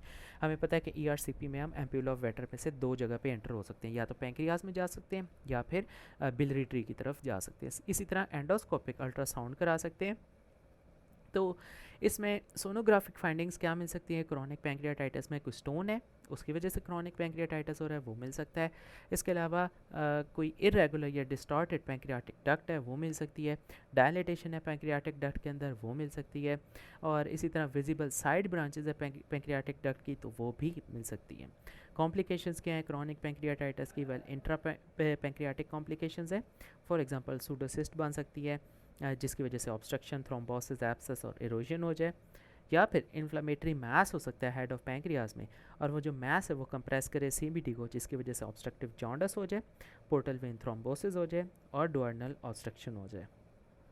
इसके अलावा डक्ट में स्ट्रक्चर्स स्टोन्स हो सकते हैं, डक्टल हाइपरटेंशन हो सकती है, पैंक्रियाटिक कार्सिनोमा हो सकता है, और उसके अलावा एक्स्ट्रा पैंक्रियाटिक कॉम्प्लिकेशंस हो सकती हैं। फॉर एग्जांपल पेट में पानी पड़ सकता है, एसाइटिस हो सकती है, और सूडोसिस्ट एक्सटेंड कर सकती है। लेसर सैक के अंदर भी जा सकती है, ऊपर जाएगी तो मीडियास्टनम में चल जाएगी, नीचे चल जाएगी तो पेल्विस में चल जाएगी, लैटरल जाएगी तो पेरिकोलिक स्पेसेस में चल जाएगी, पीछे जाएगी तो रीट्रोपेरिटोनियम चली जाएगी, और आगे इधर दाएं बाएं किसी और ऑर्गन में चलेगी तो एडजेसेंट विसरा में जा सकती है। अब अगर इसकी ट्रीटमेंट की बात करें तो मेडिकल मैनेजमेंट भी हो सकती है और क्रॉनिक पैंक्रियाटाइटिस की सर्जिकल ट्रीटमेंट भी हो सकती है। मेडिकल मैनेजमेंट में अब क्योंकि इसमें माल एब्जॉर्प्शन और स्टीएटरी है तो सप्लीमेंटेशन करेंगे पैंक्रियाटिक एंजाइम्स की, खुद से लाइपेज वगैरह पेशेंट को देंगे ताकि डाइजेशन और एब्जॉर्प्शन इंप्रूव हो। और क्या कर सकते हैं, लो फैट डाइट, और इसके अलावा हाई प्रोटीन और हाई कार्ब्स डाइट देंगे, फैट सॉल्युबल विटामिन्स देंगे, विटामिन ए डी ई के, और मीडियम चेन टैग्स देंगे। ये वो होते हैं मीडियम चेन टैग्स जो कि सवियर फैट माल एब्जॉर्प्शन के अंदर भी एब्जॉर्ब इजीली हो जाते हैं, और इन मीडियम चेन टैग्स को डाइजेस्टन की कोई ज़रूरत नहीं है, यानी इनको लाइपेज की ज़रूरत नहीं है, खुद ब खुद एब्जॉर्ब हो जाते हैं। पेन को ट्रीट करेंगे, एनाल्जेसिया देंगे, जितने ऑब्स्ट्रक्टिव फैक्टर्स हैं, फॉर एग्जांपल पैंक्रियाटिक डक्ट में ऑब्स्ट्रक्शन है, बाइल डक्ट में है, डुओडेनम में है, उसको ट्रीट करेंगे। इंट्रैक्टेबल पेन है, पेन ख़त्म ही नहीं हो रही तो फिर क्या करेंगे, सिलिक ब्लॉक करेंगे। अब ये सिलिक ब्लॉक जो है ये सीटी गाइडेड भी हो सकता है और एंडोस्कोपिक अल्ट्रासाउंडेड गाइडेड भी हो सकता है। अल्कोहल पीता है तो वो रोक देंगे, टोबैको स्मोकिंग जो है वो क्विट करवा देंगे, डायबिटीज़ को कंट्रोल करेंगे, इंसुलिन लगाएंगे, ये सारी इसकी मेडिकल मैनेजमेंट है। उसके अलावा सर्जिकल मैनेजमेंट की बात करें तो इसमें डीकम्प्रेशन करेंगे पैंक्रियाटिक डक्ट की। अभी जो डीकम्प्रेशन है ये एंडोस्कोपिक भी कर सकते हैं और सर्जिकल डीकम्प्रेशन भी कर सकते हैं, ताकि जो फर्दर प्रोग्रेशन है वो हम उसको डिले कर सकें या रोक सकें। इसके अलावा अगर तो chronic pancreatitis small duct disease की वजह से या क्रॉनिक पैंक्रियाटाइटिस है किसी और वजह से, लेकिन उसमें कोई ऑब्स्ट्रक्टिव कंपोनेंट नहीं है, ऑब्स्ट्रक्टिव कॉज नहीं है, फॉर एग्जांपल कोई स्टोन वगैरह नहीं है, तो उसमें इस सर्जरी का कोई फ़ायदा नहीं है। So surgery is useless for small duct disease और any pathology besides obstructive component. अब जब क्रॉनिक पैंक्रियाटाइटिस की सर्जरी करने का सोच ही लिया तो सर्जरी हम इसकी क्या इंडिकेशन है, क्यों करेंगे? जब डायलेटेड पैंक्रियाटिक डक्ट्स हैं, मल्टीपल रिलैप्सेस है क्रॉनिक पैंक्रियाटाइटिस के, सवियर इंट्रैक्टेबल पेन है, या फिर हमने किसी नियोप्लाज्म को रूल आउट करना है, या कॉम्प्लिकेशंस है, फॉर एग्जांपल सूडोसिस्ट है, ऑब्स्ट्रक्शन है, तो इन केसेस में हम सर्जरी की तरफ जाएंगे। और एम क्या होना चाहिए सर्जरी का? ड्रेनेज होना चाहिए, जितना पैंक्रियाटिक जूस है उसकी ड्रेनेज करें, ऑब्स्ट्रक्शन है तो उसे रिलीव करें। सर्जिकल ऑप्शंस में क्या आ सकते हैं? एंडोस्कोपिक पैंक्रियाटिक स्फिंक्टरोटमी आ सकती है, यानी जो एम्प्यूला ऑफ वेटर है उसके फाइबर्स को हम थोड़ा थोड़ा काट दें, स्फिंक्टरोटमी कर दें, और ये एंडोस्कोप के थ्रू करेंगे, और वहाँ पर अगर कोई स्टोन है तो उसको एक्सट्रैक्ट कर लें। अब इसके बाद क्या करना है कि स्टंट को फिर बाद में निकालना भी है। अगर हम इस स्टंट को इधर वैसे ही छोड़ देंगे 4 से 6 हफ्ते के लिए तो ये बाद में ब्लॉक हो जाएगा। अब कुछ केसेस में स्टोन हो सकता है पैंक्रियाटिक डक्ट के अंदर जो कि ऑब्स्ट्रक्ट करो बार बार पैंक्रियाटिक डक्ट को। सो इस केस में करेंगे क्या? ट्रांसफर्स या लॉन्गिट्यूडनल पैंक्रियाटिक जुजिनोस्टमी, जुजिनम लेकर पैंक्रियाज के अंदर ठूंस देंगे। This is also known as Puestow procedure. Now it can relieve symptoms. या फिर इसके अलावा फ्रेज प्रोसीजर कर सकते हैं। अब ये फ्रे प्रोसीजर क्या है? इसमें पैंक्रियाज के हेड को काट देंगे, सर काट देंगे, और ट्रांसफर्स पैंक्रियाटिक जुजिनोस्टमी करेंगे, और जुजिनम लेकर पैंक्रियाज की टेल के अंदर ठूंस देंगे, सर काट देंगे और टेल जो है जुजिनम में ठूंस देंगे। उसके अलावा विपल्स प्रोसीजर कर सकते हैं, ये सेलेक्टिव पेशेंट के अंदर करेंगे। और जब डिस्टल पार्ट पैंक्रियाज का इन्वॉल्व हो तो उसको हम किस तरह करेंगे? डिस्टल पैंक्रियाटेक्टमी, वो पार्ट ही काट देंगे। सो हमारे पास डिफरेंट सर्जरी में ऑप्शन है। पिस्टो प्रोसीजर है जिसको हम सिंपली कहें ट्रांसवर्स पैंक्रियाटिक जुजिनोस्टमी, फ्रे प्रोसीजर है जिसमें हेड काट के पैंक्रियाटिक जुजिनोस्टमी करेंगे, या फिर विपल्स प्रोसीजर है, बाद में स्टडी करते हैं डिटेल में, इसमें बहुत सारी चीज़ें काटते हैं, हेड भी काटते हैं, थोड़ा सा डुओडेनम का पीस भी काटते हैं, और ये सोर्स हो। इसके अलावा डिस्टल अगर पोर्शन इन्वॉल्व है तो डिस्टल पैंक्रियाटेक्टमी करेंगे। कि next is neoplasm of exocrine pancreas. Pancreas की जितनी भी मैलिग्नेंसीज है, कैंसर्स हैं, उनका वर्स्ट प्रोग्नोसिस है, और पैंक्रियाटिक कार्सिनोमास जो हैं वो एक्चुअली एडनोकार्सिनोमा है, या जिन्हें हम कहें दीज आर डक्टल एडनोकार्सिनोमा। सबसे ज़्यादा हेड पे होंगे, थोड़े बॉडी पे होंगे, और टेल पे सबसे कम होंगे। सो 70% हेड पे और 10% जो है वो टेल के ऊपर है। अब ये जो ट्यूमर्स हैं ये मेन डक्ट के लॉन्ग स्प्रेड करते हैं और बाइल डक्ट के लॉन्ग स्प्रेड करते हैं। सो इनका जो स्प्रेड है वो मेन पैंक्रियाटिक डक्ट और बाइल डक्ट के लॉन्ग है। लोकली इन्वेड भी कर सकते हैं, मेट्स भी फैल सकते हैं इसके। लोकली इन्वेजन करेंगे तो आसपास क्या क्या स्ट्रक्चर्स पड़े हैं, डुआर्डनम उसको पकड़ लेंगे, लिम्फ नोड्स उनको पकड़ लेंगे, पोर्टल वेन, मेजेंटेरिक आर्टरी इनको पकड़ लेंगे। मेट्स इनके कहाँ जाएंगे, पेरिटोनियम में, लिवर में और लंग में जाएंगे। इसके अलावा एम्प्यूलरी कार्सिनोमा की बात करें तो जो एम्प्यूला होता है जहाँ पर सीबीडी आके खुलती है और पैंक्रियाटिक डक्ट आके खुलती है, वहाँ पे कैंसर हो सकता है। इसके अलावा पेरी एम्प्यूलरी ट्यूमर्स, ये वो ट्यूमर्स है जो कि within 2 centimetre of ampulla. Now इसमें वैरायटी ऑफ ट्यूमर्स जो हैं वो आ सकते हैं। इसमें आ सकते हैं डिस्टल बाइल डक्ट के ट्यूमर्स, डुआर्डनल म्यूकोजा की ट्यूमर्स या पैंक्रियाटिक हेड के ट्यूमर्स। सो इसमें सीबीडी भी आ रही है, डुआर्डनम भी आ रही है, पैंक्रियास भी आ रही है। So there are variety of tumours, इन्हें हम कहते हैं पेरी एम्प्यूलरी ट्यूमर्स और ये एम्प्यूला के round with in 2 centimetre present होते हैं। अब अगर बात करें पैंक्रियाटिक नियोप्लाज्म की और एम्प्यूलरी और पेरी एम्प्यूलरी कार्सिनोमा की, तो जो एम्प्यूलरी और पेरी एम्प्यूलरी ट्यूमर्स हैं इनका कुछ बेहतर जो होता है प्रोग्नोसिस होता है, क्योंकि ये हम अर्ली डिटेक्ट कर लेते हैं। अब होता क्या है कि ऊपर से बाइल आ रहा होता है, तो जब एम्प्यूलरी या पेरी एम्प्यूलरी कार्सिनोमा होता है तो वो स्फिंक्टर ऑफ ओडाई जो है बंद हो जाता है, सीबीडी कंप्रेस हो जाती है, जिसकी वजह से ऑब्स्ट्रक्टिव जॉन्डस होता है, पेशेंट भागा भागा जो है अस्पताल आता है। तो अर्ली कैंसर अभी इतना फैला नहीं होता, अर्ली डायग्नोसिस होता है ट्यूमर का, इसीलिए इनका जो प्रोग्नोसिस है वो बेहतर है। रिस्क फैक्टर क्या है नियोप्लाज्म ऑफ एक्सोक्राइन पैंक्रियाज का, वेल एज अगर 65 से ज़्यादा हो रिस्क फैक्टर है, male gender, black ethnicity, smoking, diabetes, उसके अलावा adenomas, familial adenomatous polyposis, positive family history, chronic pancreatitis और फेमिलियल ब्रेस्ट ओवेरियन सिंड्रोम, इसमें भी जो नियोप्लाज्म होता है एक्सोक्राइन पैंक्रियाज का वो मिल सकता है। क्लिनिकल फीचर्स क्या है, ऑब्स्ट्रक्टिव जॉन्डस, क्योंकि जो सीबीडी है वो ऑब्स्ट्रक्ट हो गई है। अब जब ऑब्स्ट्रक्टिव जॉन्डस होगा तो डार्क यूरिन पेल स्टूल्स के साथ पुराइटिस होगा। बैक पेन होगी जो बताएगी कि रिट्रोपेरिटोनियल इन्फिल्ट्रेशन है। वेट लॉस कैंसर का फीचर है। Palpable gall bladder, now this is Courvoisier's law, अगर कोई पेशेंट आता है जो कि जॉन्डस के साथ है और हम उसका गॉल ब्लैडर पैल्पेट करते हैं और पैल्पेट हो जाता है, इसका मतलब मालिग्नेंसी है। कौन सी हो सकती है, कोलेंजियोकार्सिनोमा भी हो सकता है और हेड ऑफ पैंक्रियाज का कैंसर भी हो सकता है। सो इस केस में जो है वो नियोप्लाज्म ऑफ एक्सोक्राइन पैंक्रियाज है।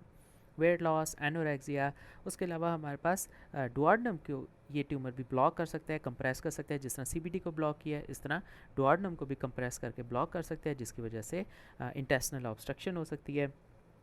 इसके अलावा जो नेक, बॉडी और टेल के ट्यूमर्स हैं ना वो लेट स्टेज पे डायग्नोस होते हैं क्योंकि वो जॉन्डस नहीं करते। जो हेड का ट्यूमर है वो जॉन्डस करेगा क्योंकि जो सीबीडी है वो हेड में से पास कर रही होती है। इसके बाद कुर्वाइजर्स लॉ है। कुर्वाइजर्स लॉ ये कहते हैं कि अगर कोई पेशेंट आता है जॉन्डस के साथ और हम उसका गॉल ब्लैडर पैल्पेट करते हैं और वो पैल्पेट नहीं होता तो इसका मतलब स्टोन था, उस स्टोन ने क्रॉनिक फाइब्रोसिस कराई और अब गॉल ब्लैडर जो है वो श्रिंक हो गया और नॉन पैल्पेबल है। और अगर पैल्पेट हो जाता है, यानी ऐसा पेशेंट आया जो जॉन्डस के साथ है, जॉन्डस कंडीशन मस्ट है, ऐसा पेशेंट आया जो जॉन्डस के साथ है और हम उसका गॉल ब्लैडर पैल्पेट कर रहे हैं और वो पैल्पेट हो जाता है तो इसका मतलब मैलिग्नेंसी है। इन्वेस्टिगेशन क्या करेंगे, well bilirubin, alkaline phosphatase, GGT, ये सारे जो होंगे इंक्रीज़ होंगे। अल्ट्रासाउंड कराएंगे, इनिशियल इंपॉर्टेंट इन्वेस्टिगेशन है, नॉन इन्वेजिव है। अब इसमें क्या मिल सकता है, डायलिटेशन मिल सकती है बिलियरी ट्री की, किसकी, इंट्राहेपेटिक डायलिटेशन भी हो सकती है, extra hepatic biliary tree dilation भी हो सकती है। स्टोन हुआ तो कोलीलिथियासिस, सीबीडी के अंदर स्टोन हुआ तो कोलिडोकोलिथियासिस, मैस हुआ तो मिल जाएगा। तो ये सारी चीज़ें अल्ट्रासाउंड के ऊपर मिल सकती हैं। इसके अलावा एंडोस्कोपिक अल्ट्रासाउंड भी करा सकते हैं, ये हमें ट्यूबर के बारे में बताएगा। और इसके अलावा बायोप्सी भी हम इससे पिक कर सकते हैं। सो एंडोस्कोपिक अल्ट्रासाउंड से क्या क्या करेंगे, it is going to tell about the tumour और इसे हम बायोप्सी का सैंपल भी ले सकते हैं। सीटी की बात करें, सीटी is the investigation of choice और ये क्या बताएगा, जितने भी बिलियरी चैनल्स हैं उनकी डायलिटेशन बताएगा। अगर कोई ट्यूमर है तो उसके साइज और साइट बताएगा ऑब्स्ट्रक्शन कहाँ पर हुई है, लिम्फ नोड कितने इन्वॉल्व हैं। और कंट्रास्ट इन्हांस सीटी में क्या होगा कि वेसल्स के बारे में इंफॉर्मेशन मिलेगी कि उनके अंदर फ्लो चल रहा है कि नहीं। सो इस तरह हम एस्टिमेट लगा लेंगे कि वेसल्स इन्वॉल्व हैं कि नहीं है। इसके अलावा मेट्स जितने लिवर लंग्स में वो भी हम डिटेक्ट सीटी से कर सकते हैं। इसके अलावा MRI और MRA which is magnetic resonance angiography, इसकी वजह से भी हमारे पास जो रिज़ल्ट है सेम लाइक दैट ऑफ सीटी मिल सकता है।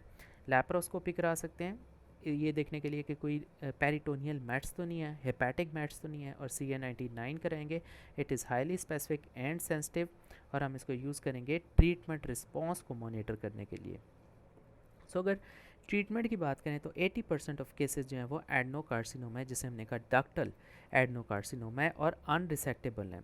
अब ये अनरिसेक्टेबल क्यों है? क्योंकि जब तक पेशेंट डिसाइड करता है कि वो हॉस्पिटल विजिट करे तब तक बहुत ज़्यादा कैंसर एडवांस स्टेज पे चल जाता है, उसके मैट्स जो हैं वो बहुत ज़्यादा फैल जाते हैं। So most of the treatment जो होगी वो पैलिएटिव ट्रीटमेंट है, सिर्फ तसल्ली देंगे। तो अगर क्योरेटिव ट्रीटमेंट की बात करें जिसमें हम पेशेंट को सच में क्योर दें, तो उसमें सर्जिकल रिसेक्शन हमारे पास ऑप्शन है।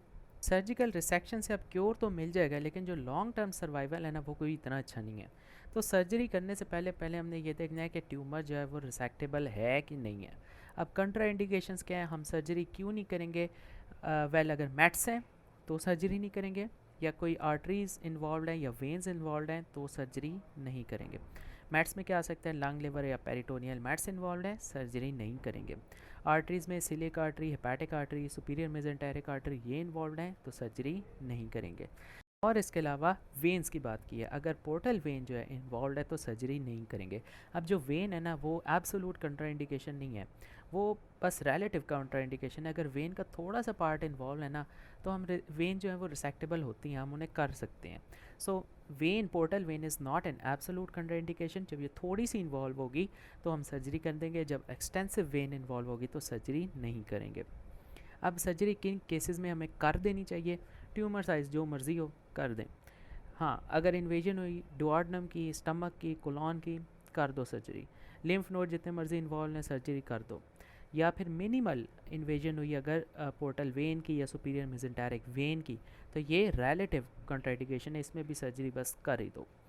प्री ऑपरेटिव प्रेपरेशन क्या है? वेल, इसमें पेशेंट सबसे पहले जॉन्डस में होगा, सो उसका हेपेटो रीनल शटडाउन होने के चांसेस बहुत ज़्यादा हैं। हेपेटो तो समझ आती है क्योंकि उसके लिवर को इंजरी है, तो जॉन्डस है। रीनल्स क्यों है? क्योंकि जितने भी बिलीरुबिन डिपॉजिट्स हैं वो ग्लोमेरुलाई के अंदर डिपॉजिट हो जाते हैं और एकेआई में पेशेंट जा सकता है। So it is hepato renal shutdown. उसके अलावा कोलेंजाइटिस हो सकता है, अब क्योंकि लिवर ख़राब हो गया, लिवर के अंदर ग्लाइकोजन का स्टोर था, तो पेशेंट हाइपोग्लाइसीमिया में जा सकता है। लिवर ने क्लॉटिंग फैक्टर्स बनाने थे तो वो भी छोड़ गया, जिसकी वजह से पेशेंट को ब्लीडिंग होगी। पहले इन एबनॉर्मलिटीज़ को फिक्स करेंगे। फॉर एग्जांपल सबसे पहले आईवी फ्लूइड देंगे ताकि रीनल की परफ्यूजन जो है मेंटेन रहे, जीएफआर इंक्रीज़ रहे, यूरिन आउटपुट आती रहे, क्योंकि बिलीरुबिन के क्रिस्टल जो हैं वो ग्लोमेरुलाई के अंदर जो है डिपॉजिटेड हैं। सो इस केस में एकेआई को या रीनल फेलियर को प्रिवेंट करेंगे। उसके अलावा क्लॉटिंग फैक्टर्स कोई नहीं है जिसकी वजह से ब्लीडिंग डिसऑर्डर्स हैं, सो इस केस में विटामिन के इंट्रामस्कुलर इंजेक्शन देंगे और साथ फैट सॉल्युबल विटामिन्स देंगे ATE के, क्योंकि वो गट से एब्जॉर्ब नहीं हो रहे। गट से क्यों नहीं एब्जॉर्ब हो रहे? क्योंकि जो बाइल सॉल्ट्स हैं वो प्रोड्यूस ही नहीं हो रहे। इसके अलावा हाइपोग्लाइसीमिया में पेशेंट है, उसका लिवर ख़राब है, सो इस केस में क्या करेंगे? ग्लूकोज कंटेनिंग 10% जो सोल्यूशन है वो देंगे ताकि पेशेंट का जो ग्लूकोज लेवल है ब्लड का वो मेंटेन रहे। इसके अलावा प्लेंटी ऑफ फ्लूइड्स देंगे और क्या करेंगे? कोलेंजाइटिस है पेशेंट को, सो इस केस में एंटीबायोटिक्स देंगे और क्या करेंगे? बिलरी ड्रेनेज को कंसिडर करेंगे, ERCP करेंगे ताकि बाइल का स्टेसिस ना हो, बाइल जो है वो फ्लो करता रहे। ERCP तब करेंगे जब बिलीरुबिन लेवल्स 15 से ज़्यादा होंगे। इसके बाद ये तो हो गई हमारी प्री ऑपरेटिव प्रेपरेशन। अब अगर एक्चुअली सर्जरी की तरफ जाएँ तो सर्जरी में दो ऑप्शन हैं, या विपल प्रोसीजर है या फिर PPPD है, विच इज़ पाइलोरस प्रिजर्विंग पैंक्रियाटिकोडुडेनेक्टमी। सो अगर सबसे पहले विपल्स प्रोसीजर की बात करें तो इसमें हमने बहुत सारी चीज़ें उखाड़नी है और काटनी है। अब क्या क्या चीज़ें काटनी उखाड़नी है? इसमें बहुत ऑर्गन्स आएंगे। फॉर एग्जांपल पैंक्रियाज की कुछ चीज़ें उखाड़ेंगे, स्टमक को उखाड़ेंगे, डुओडेनम को उखाड़ेंगे, जिजिनम को उखाड़ेंगे, CBD को उखाड़ेंगे और बाइल डक्ट को उखाड़ेंगे। हो क्या रहा है कि ऊपर से स्टमक आ रहा है, स्टमक चेंज हो रहा है डुओडेनम के अंदर, डुओडेनम चेंज हो रहा है जिजिनम के अंदर। सो शुरू करेंगे स्टमक से। स्टमक का जो लोअर एंड है उसको काट देंगे। उसके बाद क्या? ये डुओडेनम सारी काट देंगे, कंप्लीट एंटायर डुओडेनम एक्सरसाइज कर देंगे। डुओडेनम के बाद जिजिनम थी, इसका इनिशियल पोर्शन काट देंगे, यानी स्टमक का डिस्टल पोर्शन काट दिया, डुओडेनम पूरी काट दी, जिजिनम का इनिशियल पोर्शन काट दिया। पैंक्रियाज की तरफ आ जाए। पैंक्रियाज का हमने हेड काट दिया और पैंक्रियाज की हमने नेक काट दी। दो ऑर्गन्स हो गए। तीसरा बाइल वाले बिलरी ट्री की तरफ आ जाए। जो CBD है वो सारी काट देनी है, गाल ब्लैडर सारा उखाड़ देना है। सो हमने इसमें क्या क्या काटा? लोअर एंड ऑफ स्टमक काटा, कंप्लीट डुओडेनम काटी, प्रॉक्सिमल जिजिनम काटी, head and neck of pancreas काटा और CBD काटी और गाल ब्लैडर काटा। अब हमारे पास क्या क्या चीज़ें? एक कटी हुई पैंक्रियाज की दुम बच गई है, ठीक है, क्योंकि उसका हेड और नेक काट दिया है। स्टमक आधा कटा हुआ बच गया और लिवर कटा हुआ बच गया। अब लिवर ने जितना बाइल प्रोड्यूस करना है वो कहाँ जाए? वो तो वेस्ट हो रहा है क्योंकि हमने CBD और गॉल ब्लैडर काट दिया है। सो लिवर की जो आउटपुट है उसको फिक्स करना है। इस तरह स्टमक के बाहर ड्यूडेनम थी, वो हमने काट दी। अब स्टमक की सिक्रीशंस कहाँ जाएँ, उसको भी हमने फिक्स करना है। और पैंक्रियाज का हमने हेड और नेक काट दिया, पीछे सिर्फ टेल बच गई है। अब इसकी जो पैंक्रियाटिक सिक्रीशंस है वो कहाँ जाए। सो इन तीनों के साथ हम क्या करेंगे, जुजिनम ठूंस देंगे, यानी कि गैस्ट्रोजिजिनोस्टमी, हेपेटिकोजिजिनोस्टमी, पैंक्रियाटिकोजिजिनोस्टमी। सो तीनों के साथ जिजिनम जोड़ दिए, यानी स्टमक ऊपर से आ रहा है वो जिजिनम के अंदर घुस गया है, लिवर आ रहा है वो भी जिजिनम के अंदर बढ़ गया है, इस तरह पैंक्रियाज आ रहा है वो भी जिजिनम के अंदर घुस गया। This is called Whipple's procedure. इसके बाद एक और प्रोसीजर होता है, it is pylorus preserving pancreaticoduodenectomy. अब इसमें सिंपली होगा क्या कि एंट्रम और पाइलोरस स्टमक का छोड़ देंगे, बाकी सारा जो है वो सेम सीन है। इसकी बेटर फिजियोलॉजिकल आउटकम है और सर्वाइवल रेट में या रिकरेंस में कोई डिफरेंस नहीं है। जिस तरह विपल्स है उसी तरह इसका भी रिकरेंस और सर्वाइवल रेट है। अब इसका एक जो है वो ड्रॉबैक है कि डिलेड गैस्ट्रिक एम्पटिंग होती है। विपल प्रोसीजर जो है वो स्पेशलाइज पर्सन कर सकते हैं बिकॉज इसकी कॉम्प्लिकेशंस हैं। कॉम्प्लिकेशंस क्या हैं, bleeding, नमूनिया, pancreatic fistula, bile leak हो सकता है, काइलस एसाइटिस, काइल जितना है उसकी वजह से एसाइटिस हो जाए, MI, वूंड हीलिंग नहीं हो, डिलेड गैस्ट्रिक एम्पटिंग। तो ये सारी जितनी भी हैं कॉम्प्लिकेशंस हैं विपल्स प्रोसीजर की। इसके बाद ये तो थे हेड के ट्यूमर्स। अगर बात करें ट्यूमर्स ऑफ बॉडी और टेल की, सो बॉडी और टेल के जो डिस्टल ट्यूमर होंगे ना, जो बिल्कुल एंड पे नुक्कड़ पे होंगे, उन पे क्या करेंगे, पैंक्रियाटेक्टमी विद स्प्लीनेक्टमी। क्योंकि पैंक्रियाज की जो टेल होती है वो स्प्लीन के अंदर घुसी हुई होती है। सो पैंक्रियाटेक्टमी करेंगे, टेल काट देंगे, साथ स्प्लीन भी काट देंगे। And now this is the standard treatment. इसके अंदर कीमोथेरेपी, रेडियोथेरेपी का कोई इतना ज़्यादा रोल नहीं है। प्रोग्नोसिस जो है वो डिपेंड करता है ट्यूमर का साइज़, टाइप क्या है, इन्वॉल्वमेंट कितनी है, नोड्स कितने हैं। वेल इसमें डिफरेंट जो है वो ट्यूमर है। अगर तो एम्पिलरी कार्सिनोमा है तो उसका 5 ईयर सर्वाइवल 35 से 45% है। इस तरह डिस्टल अगर कोलेंजियोकार्सिनोमा है, सर्वाइवल 24% 5 ईयर के लिए है। इस तरह अगर ट्यूमर है एडनोकार्सिनोमा तो इसका 5 से 24% है। ट्यूमर है अगर अनरिसेक्टेबल एडनोकार्सिनोमा तो इसका सर्वाइवल है 9 मंथ। और अगर म्यूसिनस नियोप्लाज्म है तो इसका सर्वाइवल जो है वो कुछ बेहतर है। इसके बाद बात करते हैं पैलिएटिव ट्रीटमेंट की। ये वो है जो सिर्फ सिम्टोमेटिक है, तसल्ली देने के लिए, कोई क्यूरेटिव ट्रीटमेंट नहीं है। तो इसमें मेन एम क्या होगा, पेशेंट का जो जॉन्डस हुआ है जॉन्डस रिलीव कर दें, गैस्ट्रिक आउटलेट ऑब्स्ट्रक्शन हुई है उसको रिलीव कर दें, और जो पेन हो रही है वो रिलीव कर दें। अब हो क्या रहा है कि जो हेड है पैंक्रियाज का वो कंप्रेस कर रहा है CBD को भी और डुओडेनम को भी, जिसकी वजह से जॉन्डस हो रहा है और आउटलेट ऑब्स्ट्रक्शन हो रही है। सो इस केस में जॉन्डस को प्रिवेंट किस तरह करेंगे, स्टंट डाल देंगे CBD के अंदर। स्टंट किस तरह डालेंगे, ERCP के थ्रू डाल सकते हैं या PTC के थ्रू डाल सकते हैं। इसके अलावा सर्जिकल बाईपास करेंगे। नॉर्मली होता क्या है कि CBD जाती है डुओडेनम के अंदर, जहाँ पर एम्प्यूला ऑफ वेटर होता है और मेजर डुओडेनल पेपिला होता है, वहाँ पर जाती हैं। यहाँ से इसको उखाड़ के जिजिनम के साथ डोज देंगे। सो CBD जो है वो जिजिनम के अंदर ठूंस दी हमने। This is called choledochojejunostomy. सो इस तरह जो है वो जॉन्डस हम रिलीव कर सकते हैं, या स्टंट या कोलिडोकोजिजिनोस्टमी।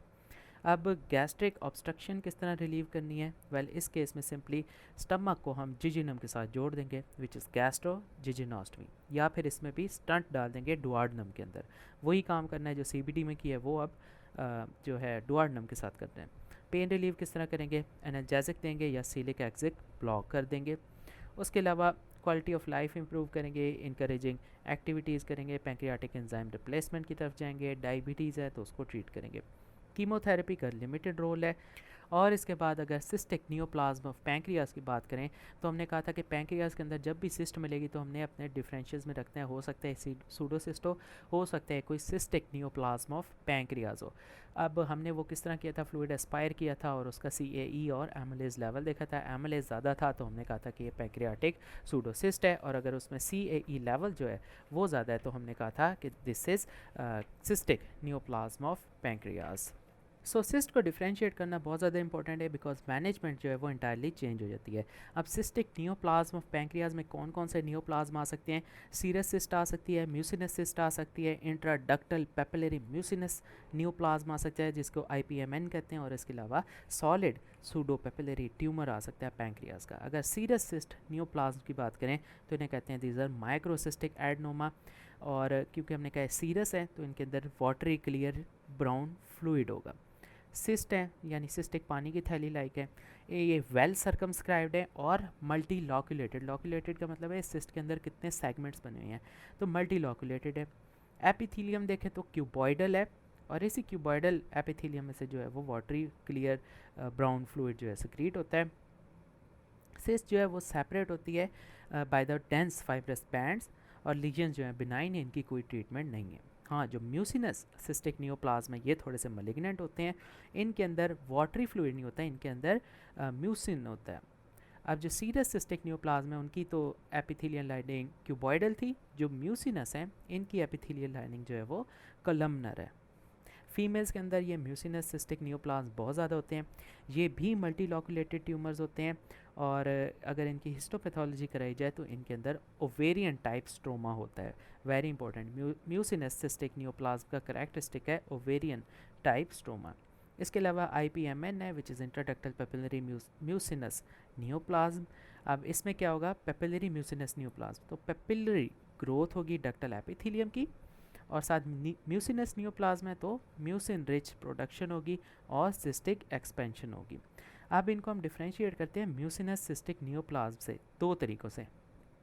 पहली बात, इनकी डायरेक्ट कम्युनिकेशन होती है विर्सन डक्ट के साथ। दूसरी बात कि इनके अंदर ओवेरियन टाइप स्ट्रोमा नहीं होता। ओवेरियन टाइप स्ट्रोमा जो होता है वो सिर्फ म्यूसिनस सिस्टिक नियोप्लाज्म के साथ होता है। सो IPMN के अंदर विर्सन डक्ट के साथ डायरेक्ट कम्युनिकेशन होगी, और म्यूसिनस सिस्टिक नियोप्लाज्म के अंदर ओवेरियन टाइप स्ट्रोमा होगा। इसके अलावा अगर IPMN की बात करें तो इनके अंदर KRAS म्यूटेशंस होती हैं, और ये इन्वेजिव कार्सिनोमा कंटेन करते हैं। इसके अलावा अगर fourth cystic neoplasm of pancreas की बात करें, this is solid pseudopapillary tumour of pancreas. Now this is solid tumour, या इसको कहते हैं this is Frantz tumour of the pancreas. अब ये क्या है, दिस इज टिपिकल लार्ज, इसका साइज़ 5 से 15 सेंटीमीटर तक हो सकता है। सिस्ट के साथ एसोसिएशन है, हैमरेज के साथ एसोसिएशन है, और नेक्रोसिस के साथ एसोसिएशन है। अनयूजुअल फॉर्म है पैंक्रियाटिक कैंसर की, फीमेल्स में होता है ऑलमोस्ट ऑलवेज, और इसका बेटर प्रोग्नोसिस है। Next is the pancreatic lymphoma. Lymphoma means mass, so it's a benign mass that can affect pancreas. Primary involvement का मतलब है कि सिर्फ पैंक्रियाज है विदाउट सिस्टेमिक इन्वॉल्वमेंट, और अगर सेकेंडरी है तो इसका मतलब कि सिस्टेमिकली भी है। फॉर एग्जांपल जिस तरह हॉजकिन लिम्फोमा होता है, नॉन हॉजकिन होता है, और सारी बॉडी के अंदर लिम्फोमा बन सकते हैं। सो अगर प्राइमरी है तो इसका मतलब सिर्फ पैंक्रियाज जो है अफेक्ट है without evidence of disease elsewhere. So clinical features जो है इसके एडनोकार्सिनोमा से मिलते जुलते हैं, लेकिन लिम्फोमा के अंदर लार्ज मैस होगा। L for lymphoma, L for large mass. और ये हमें किस तरह पता चलेगा, एंडोस्कोपिक अल्ट्रासाउंड के थ्रू बायोप्सी कर सकते हैं, या फिर परक्यूटेनियस बायोप्सी करेंगे। डायग्नोसिस इस तरह कंफर्म होगा। जॉन्डस जब रिलीव करना होगा तो क्या करेंगे, स्टंटिंग करेंगे, और लिम्फोमा की ट्रीटमेंट क्या है, कीमोथेरेपी। इसके अलावा नेक्स्ट है पैंक्रियाटिक इंजरीज़। ये इतनी ज़्यादा कॉमन नहीं है क्योंकि पैंक्रियाज जो है वो रीट्रो पेरिटोनियल ऑर्गन है, पीछे एब्डोमेन के एंड में जाके पड़ा होता है। इसके आगे वैसे भी डुओडेनम है, स्टमक है, ओमेंटम है, बहुत सारी चीज़ें हैं, सो ये इतनी ज़्यादा कॉमन नहीं है। फिर भी अगर हो जाए तो कॉजेज़ में ब्लंट ट्रॉमा है, penetrating trauma to the abdomen, iatrogenic हमारी वजह से हो सकती हैं, कोई डॉक्टर्स की वजह से हो सकती हैं, स्प्लीनेक्टमी की तो पैंक्रियाज इंजर हो गया, बिलरॉथ 2 गैस्ट्रेक्टमी की जिसमें हमने स्टमक का एंट्रम उड़ा दिया था और उसको जिजिनम के साथ जोड़ दिया था, गैस्ट्रोजिजिनोस्टमी की थी और वहाँ से डुओडेनम का स्टम्प बनाया था, दिस इज़ बिलरॉथ 2 गैस्ट्रोस्टमी। उसके अलावा आइलेट्स ट्यूमर को अगर ई न्यूक्लिएशन की है, जहाँ पर आइलेट सेल्स होते हैं बीटा और अल्फ़ा सेल्स, अगर उनकी ई न्यूक्लिएशन की है तो इस केस में भी पैंक्रियाज को इंजरी हुई है। ERCP की है तो पैंक्रियाज को इंजरी हुई है। क्लिनिकल फीचर्स क्या हैं, वेल ब्लंट या पेनिट्रेटिंग ट्रॉमा के साथ पेशेंट जो है आ सकता है, एब्डोमिनल इंजरीज़ के साथ आ सकता है, और मोस्ट कॉमन जो प्रेजेंटेशन है वो पेरिटोनाइटिस के साथ है या पैंक्रियाटाइटिस के साथ है। डायग्नोसिस किस तरह करेंगे, CT scan again investigation of choice है। इन्फॉर्मेशन देगा कि पैंक्रियाज के पैरेन्काइमा को कितनी ज़्यादा डैमेज हुई है, पैंक्रियाटिक डक्ट इन्वॉल्व हुई है या नहीं हुई, और जितनी भी साथ एसोसिएटेड इंजरीज़ हैं उसके बारे में बताएगा। सीरम एमिलेज लेवल करेंगे तो वो इंक्रीज होंगे। ERCP और MRCP कर सकते हैं डाउटफुल केसेस में। ग्रेडिंग करेंगे पैंक्रियाटिक इंजरीज़ की तो ग्रेड 1 2 3 4 5 है। ग्रेड 1 में माइनर कंट्यूजन लैसरेशन, हल्की सी चोट आई है। ग्रेड 2 के अंदर मेजर कंट्यूजन लैसरेशन, बड़ी चोट आई है। ग्रेड 3 4 5 कि अब टेल से शुरू होना है, हेड की तरफ जाना है। 3 का मतलब डिस्टेंट पैंक्रियाटिक डक्ट, जो बिल्कुल टेल वाली साइड है वहाँ पर पैंक्रियाटिक डक्ट को इंजरी हुई है। ग्रेड 4 का मतलब प्रॉक्सिमल पैंक्रियाटिक डक्ट, और ग्रेड 5 का मतलब है head. So grade 1 minor contusion laceration, grade 2 major contusion laceration, grade 3 distal pancreatic duct, grade 4 proximal pancreatic duct, grade 5 head of pancreas. Treatment इसकी क्या है? वेल जो ग्रेड 1-2 है मेजर माइनर लैसरेशन और कंट्यूजन है, इसमें हमने सिर्फ नॉन ऑपरेटिवली कंजर्वेटिवली बस पेशेंट को तसल्लियाँ देनी है, मैनेज करना है। ग्रेड 3, 4, 5 अगर एसोसिएटेड है अदर ऑर्गन इंजरीज़ के साथ तो उनमें सर्जरी करेंगे। ग्रेड 3 में क्योंकि ये डिस्टल है, सबसे एंड में जहाँ पैंक्रियाज की दुम होती है, टेल होती है, नुक्कड़ होता है, वहाँ पर डिस्टल पैंक्रियाटिक डक्ट है। सो अगर इसकी बात करें तो इसमें क्या होगा, डिस्टल पैंक्रियाटेक्टमी करेंगे। और अगर ग्रेड 4 और ग्रेड 5 इंजरी की बात करें जिसमें प्रॉक्सिमल पैंक्रियाटिक डक्ट है या हेड है ग्रेड 5, तो इसमें क्या करेंगे, विपल्स प्रोसीजर करेंगे या PPPD करेंगे, which is pylorus preserving pancreaticoduodenectomy. Treatment इसमें ब्लंट ट्रॉमा है तो ATLS गाइडलाइन करेंगे, ABCDE करेंगे, primary survey, secondary survey, head to examination करेंगे, उसके बाद IV फ्लूइड देंगे, एनाल्जेसिक्स देंगे। अगर तो पेशेंट हीमोडायनेमिकली स्टेबल है फिर हम ये कोशिश करेंगे जो पैंक्रियाटिक डक्ट के ऊपर डैमेज है उसको असेस करें।